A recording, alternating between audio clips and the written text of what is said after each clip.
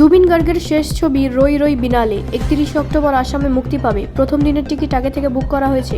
অসমীয়া সঙ্গীত কিংবদন্তি জুবিন গার্গের আকস্মিক মৃত্যু বিনোদন জগৎকে শোকাহত করেছে। 52 বছর বয়সে এই অভিনেতা 19 সেপ্টেম্বর সিঙ্গাপুরে সাঁতার কাটার সময় খিঁচুনিতে মারা যান। এর আগে জুবিন গার্গের স্ত্রী গরিমা শেয়ার করেছিলেন যে জুবিন তার শেষ ছবি রই রই বিনালে নিয়ে খুব আবেগবান ছিলেন।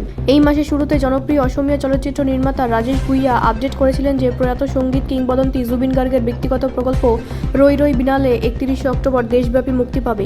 অসম কংগ্রেসের সভাপতি গৌরব গগৈ রাজ্য সরকারের কাছে জুবিন গার্গের শেষ ছবি করমুক্ত করার জন্য অনুরোধ করেছেন। এটি অসমীয়া সংস্কৃতি ঐতিহ্যে গায়কের অবদানের প্রতি শ্রদ্ধাঞ্জলি হবে। সোমবার আসামের মুখ্যমন্ত্রী হিমন্ত বিশ্ব শর্মাকে লেখা এক চিঠিতে গগৈ লিখেছেন, রই রই বিনালে হলো প্রয়াত গার্গের শেষ সিনেমাটিক কাজ।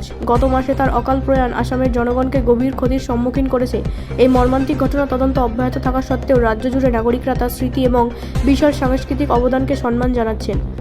ব্যুরো রিপোর্ট, রাষ্ট্রীয় প্রসার বাংলা।